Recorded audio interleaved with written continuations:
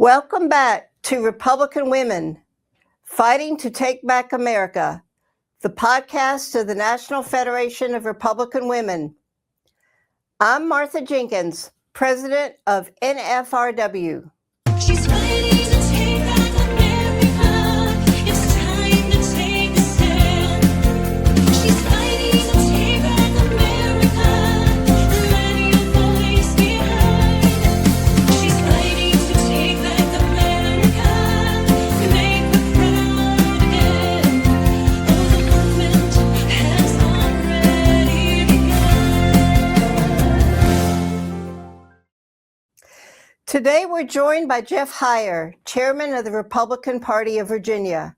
Chairman Ryer is here following a major development in Virginia. The Supreme Court of Virginia declined to block Democrats' redistricting referendum from appearing on the April ballot, meaning this fight now moves directly to the voters.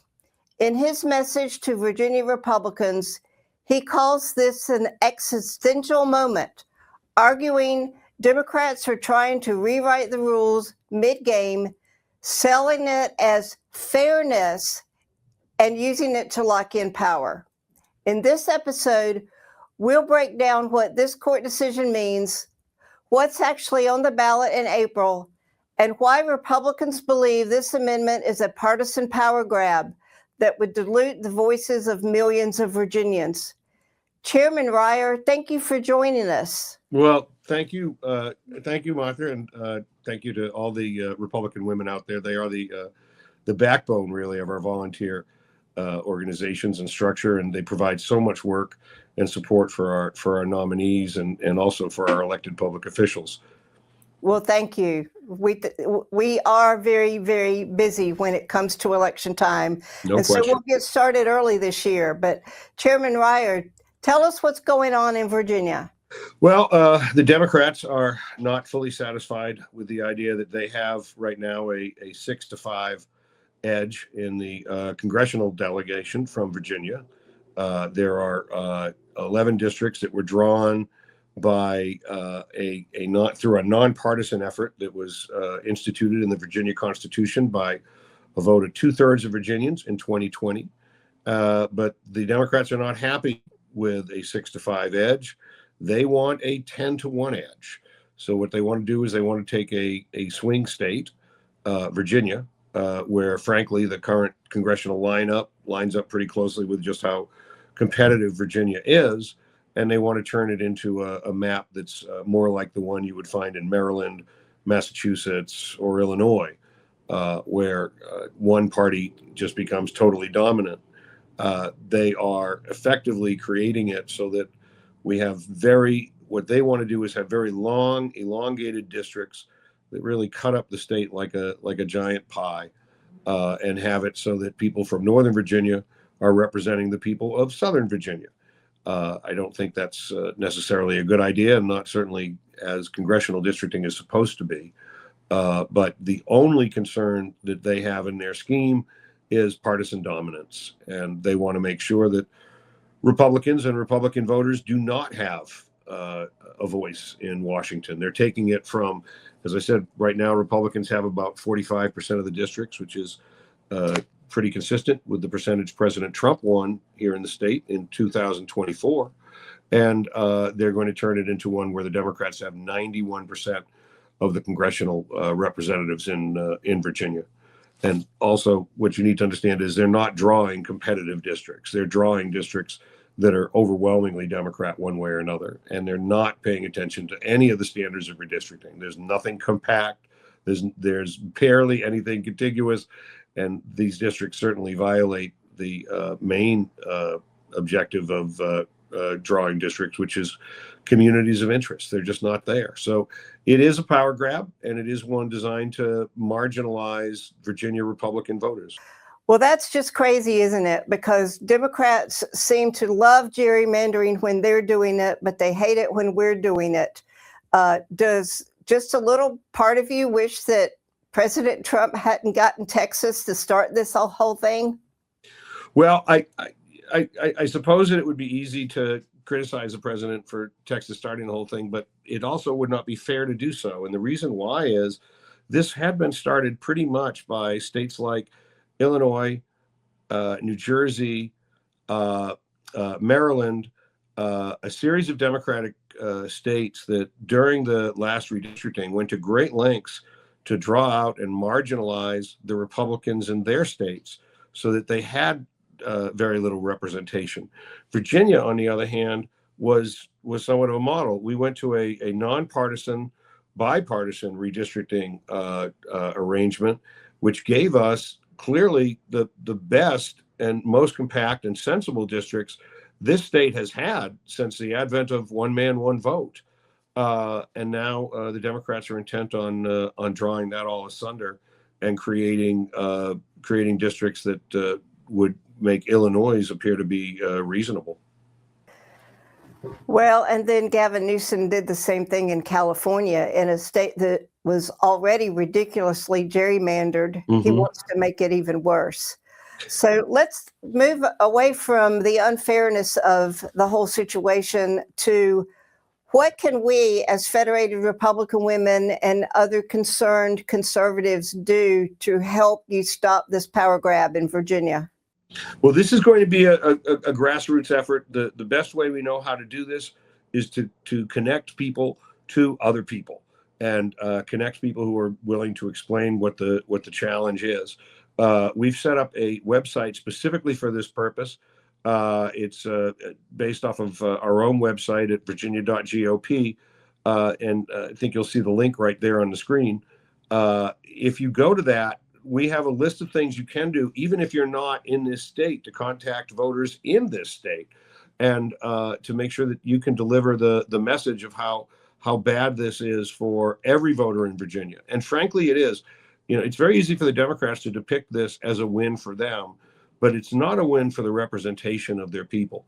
The further you get representatives away from representing a set group of communities and a compact and contiguous one in the areas that they live, the less effective that representation is going to be. And that's one of the things that it really does violate it. This is bad not just for Republicans in Virginia, it's actually bad for independents and Democrats alike. It does pretty much end competitive elections in congressional districts, or certainly decreases the likelihood of them. These are all bad things for people in the Commonwealth, regardless of party. But if you tap onto that, if you go to that site, we can line you up with phone calls that you can make to individual voters, persuadable people in the Commonwealth, or in some cases to people who we know are going to vote, to make them aware of how important it is. Virginia, as best we have been able to determine, Virginia has never had an election in April. This is an unusual election date and an unusual election time. We don't even have evidence of Virginia even having a primary election in April.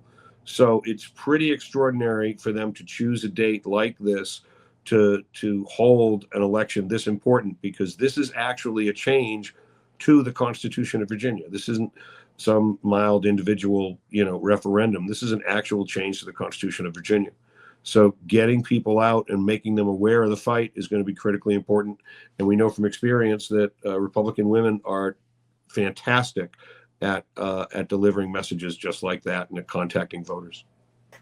Well, thank you for that, Jeff. We certainly believe that we are good at that. So you've got the dual challenge of, first of all, letting people know there's even an election and that they need to get out and vote. And then secondly, to explain that the language on the ballot is trickery, and that they need to know that it isn't about fairness at all. It's about power. That is correct. You've got a dual job there. But I will let you know that our women will even come to Virginia to knock doors if we need them there, but they certainly will be willing to get on their smartphones and make calls for you there in Virginia. So I have one more question for you, because Sure. it seems to me extremely strange that your Supreme Court set a date to hear this case 2 days after the actual election. Can you make heads or tails of that? Well, I think in a sports parlance, it's called punting. But The only thing I can tell you is that they decided not to weigh in on something that they decided would be controversial. One of the challenges we have with all the courts in Virginia, and Virginia is unique in this way, is that our judges are not selected by the voters. They're not selected by the incumbent governor making appointments. The people who sit on the bench in Virginia are elected by the legislature. And as a result, showing some level of deference to the legislature is probably not that shocking. But in this particular case, it's a little disconcerting. We thought that they should have weighed in. We thought that the judge in Tazewell had a very sound decision based on very sober and serious legal reasoning. But the Supreme Court of Virginia decided that they would make a decision after Virginia votes. I think to some extent they are counting on a no vote so that they don't ever have to weigh in, because if there is a no vote, they don't have to weigh in. But if there's a yes vote, they will. And we have to do everything we can to make sure that there is a no vote and that this issue is put behind us. And if there's a no vote, we get back to standard election mode here in Virginia, as we would in any federal election year. Well, that's surprising. Actually, that judges could be political. I'm being sarcastic here. Especially ones that are appointed by Democrat legislatures. Imagine that. But I just want you to know that we want to help you. We understand and realize that this vote is certainly important to Virginia, but it's important to all of us all across the nation. We have a razor-thin majority in the House of Representatives, and we've got all of these games being played across the nation with the redistricting. We also know that Democrats already had a built-in advantage with the way the census was done in 2020. And it just seems like everybody is conspiring against us for having a Republican majority. And yet, Speaker Johnson has done such an awesome job keeping the Republicans together in the U.S. House, and great legislation has been passed, especially the big, beautiful bill that everybody is just now realizing how great that is as they get their taxes done this year. Mm-hmm. So we thank you a lot for taking on this important task. And before I let you go, is there anything else you want us to know, or anything else you need to tell us about this whole situation? Well, for Virginia Republicans, this really is existential, and that's why I used that word earlier, and which you noted. It's because once you go into a situation where, even though you're representing half of the vote of the state, and Virginia Republicans generally are either just at or just below a half, to a situation where you only have one representative in Congress out of a possible 13 when you include the United States Senate, it means that those voices are marginalized. And this is really about an effort to disenfranchise Virginia Republicans.